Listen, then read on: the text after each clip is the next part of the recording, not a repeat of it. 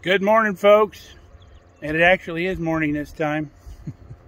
Those of you that thought I'm getting early Alzheimer's from the last video, I said good morning and then said it was a great afternoon. Yeah, I have those brain farts sometimes. But we're out here this morning. We're going to pick some of this corn, and then we're going to show you the best way to preserve it. So I got my handy picking bucket on this morning. I don't know if you can see that. Real handy item to have if you're picking lots of stuff. I got it out in California where they do a lot of fruit crops picking. The field workers wear these when they're picking peaches and such. But I don't know if they're available in your area, but they're pretty handy. They got these nice straps on them. They got a pad on the back so it doesn't get too uncomfortable. But you can probably find it on Amazon if you want one. I'll try to find one and maybe post a link to it. But here's our corn we're going after. Some of the ears are perfect.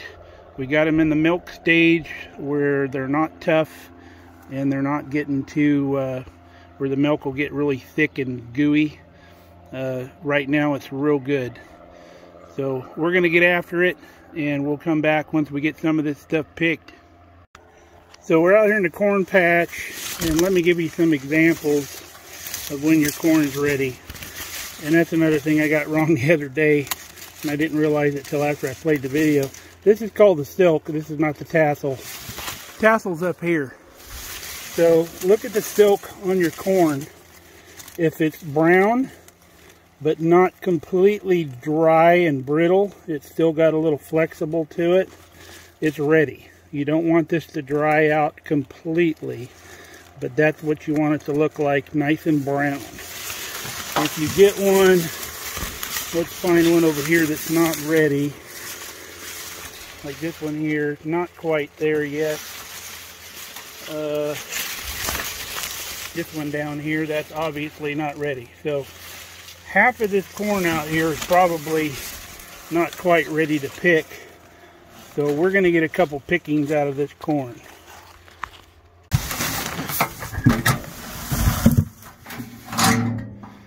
Getting her done.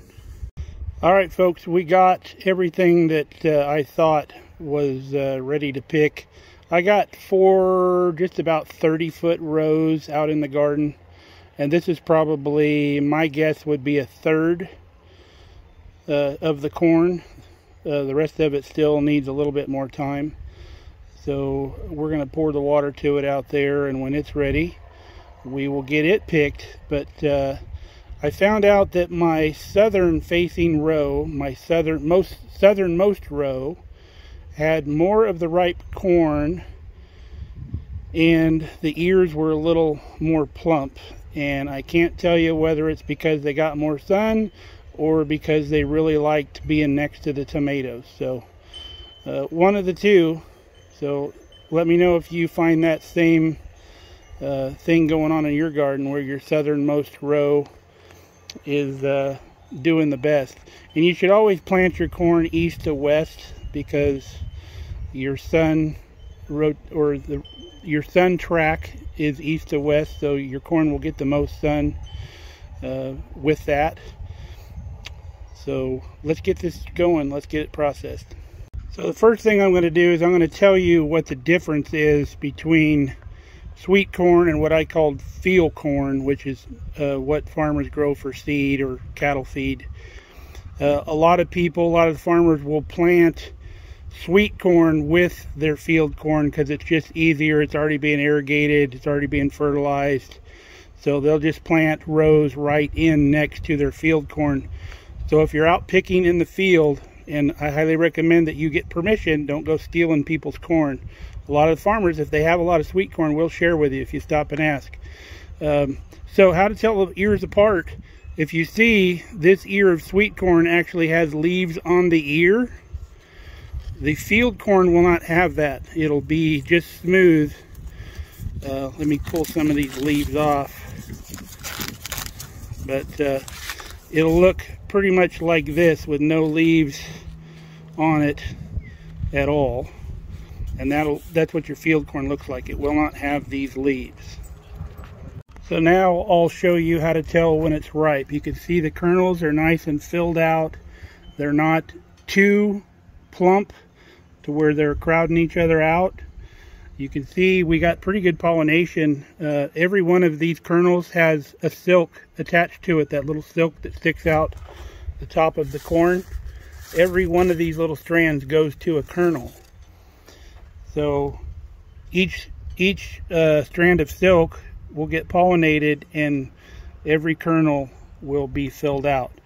Now you're going to see some corn that have areas that aren't filled out. All that is just not enough pollination. It's still good to eat. You're fine. Don't worry about it. Don't throw it out. But you can see right up here in the top how they're kind of jumbled around. But you'll see some of these areas in corn that hasn't been pollinated too much. So if you say you get a northern wind most of the time, some of your ears on the north side will have areas that won't be pollinated completely because the wind is blowing the pollen down through the rest of the corn, and that first row won't get completely pollinated. And then the other thing you're looking for, get a kernel, stick your finger in it, and we'll see if you can see it. You can see that milk squirting out of there. That's what you want. It's squirting all over the place. I don't know if you can see it on the camera, but that's what you're looking for. And if your corn is too ripe, that milk is going to get really thick and gooey and kind of taste grainy when you eat it. So good corn you can eat without even cooking. So I'm going to take some bites of this. That's perfect. If you got real good sweet corn, you don't even need to cook it. Tastes fantastic. That's what you get when you have a beard. So I'm going to finish this ear and we'll get back to it. So here's how we process it. I use a big heavy cleaver knife, and I got a block of wood here, just a slab. So I'm going to take the lower end of the corn and feel kind of where it meets the bottom of the ear and just go right down through that. And then I turn the corn around and I take about the top 2 inches or so off the top. And then after I get that gone, I take the outermost leaves off that have or the shuck, that have the leaves attached to them. I take the outermost ones off, and then I leave it just like this. And the reason we leave it like this is because it stores a lot better, especially if you're not using vacuum bags. This husk will actually protect your corn a little bit from freezer burn. So if you just put it in regular freezer bags, it'll last a lot longer for you. But still, even if you're using regular freezer bags, try to get as much air out of that bag as you can before you seal it up and put it in the freezer. And you can see we don't blanch it. We don't do any of that. We do this to the corn, and then we put it in vacuum sealer bags. It fits right in the gallon bags. I'll usually put 6 ears to a bag, and then we'll seal that up and put it directly in the freezer. People that say you got to blanch your corn, I don't exactly know the reason for blanching corn, but I've never done it and I've never had a problem with it. Even back when I took the shuck all the way off of the ear and just had barriers of corn, I would put it in the freezer bags and I wouldn't blanch it, and it was just fine when it came out of the freezer. I almost think it's better quality when it comes out of the freezer. So follow what you want, do what you got to do, but this is so much easier and it's worked for me for years. So I want to get the rest of this done and we'll get it all in the freezer. As you're placing these in the bag, your corn obviously has a narrow end and a fat end. So alternate your ears as you're putting them in, narrow end, fat end, narrow end, fat end, and they fit in your freezer bags much better. If you put all the fat ends on one side, your corn starts getting all wonky sideways. So just another little quick tip. Okay folks, I wanted to show you, this is what bird damage looks like. They go in here and they know when your corn is ripe. I don't know if they can smell it or what, but they'll get in there and they'll start picking at them kernels inside. and they just kind of shred it. They pull the husk apart. So it's another reason to be expeditious and get out there and get your corn when it's ripe, because if you don't get it, the pests will. Okay folks, we got all of our ears processed and bagged up. We got quite a few ears. Some of these last ones were a little small, but they're still fine. You can see they're not underdeveloped, they're just smaller ears, so save those for the kitties. So we're going to go inside and we're going to get these vacuum sealed, and we'll show you that process, and then we're going to get them in the freezer.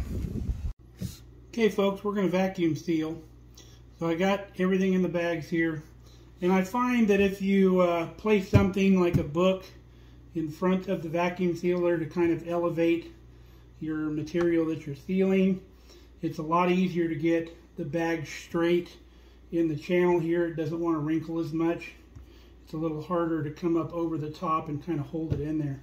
And what better book but the Joy of Gardening, one of my favorite books by Dick Raymond way back in the day. Very knowledgeable person on gardening and a pioneer in my opinion. So we'll put that, you see it's elevated up on the book.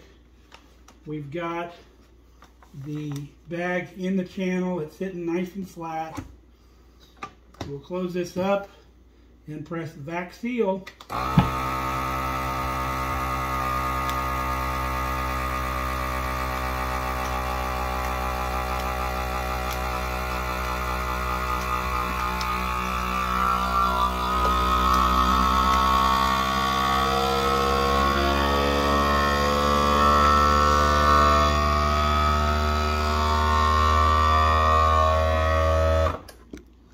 Alright, it's done. Now it's sealing. The red light came on. And wait till that red light goes off. And then you can open it up. Now, I like to do an extra seal. So I'll run it in about a quarter to a half an inch. Put it back down. And then hit the seal only button. And that provides you a little bit extra insurance from that seal coming loose and losing the vacuum in these bags. So if I didn't tell you before folks, it's the air in the bag that'll create your freezer burn. So you want to try to get as much air as you can out of that bag. And you can see there's not much of any air left in that bag. And it's a nice flat package and it'll stack in the freezer real well. So let's get the rest of these done.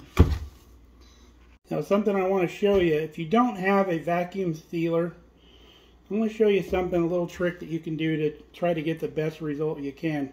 And I'll use this little squash here for a little demonstration. I'm going to put it in a quart-sized freezer bag. You can see it's in there. And you know, you try to get as much air out of it as you can, but what I've done in the past is I'll seal the bag right up to the end and leave a little hole in the end like that. And then you put it to your mouth and you suck as much air out of that bag as you can.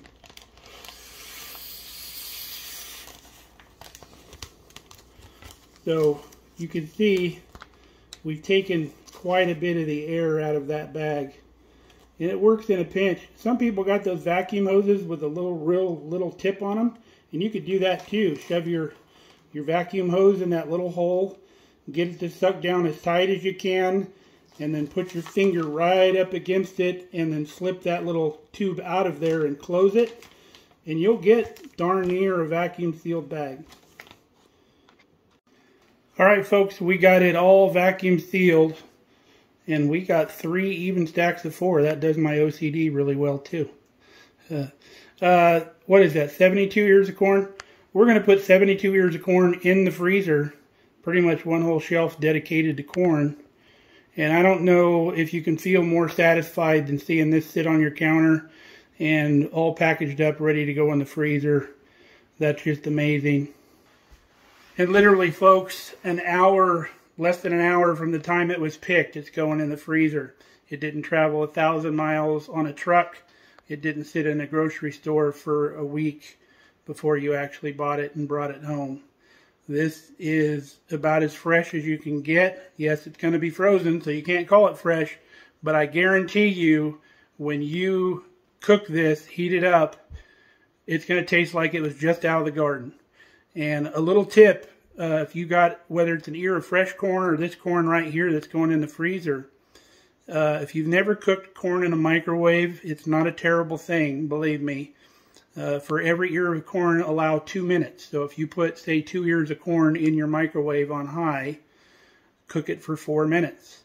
And that corn will be perfectly done. In fact, it'll be probably so hot you can't handle it for a minute. But it's just fine. Put a little butter and salt on that, and it's an amazing treat. You don't have to boil it in water, and I think you lose some of the flavor and some of the goodness if you're boiling it, because a lot of it comes out in that water. In fact, when you dump that water out, you'll see it's yellow.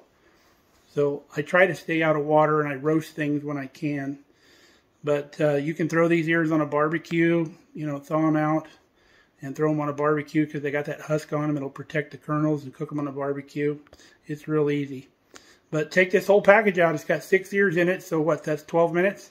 Throw it in the microwave for like 6 minutes, then turn the package over and do another 6 minutes. Make sure you got one of them little rotator things in your microwave.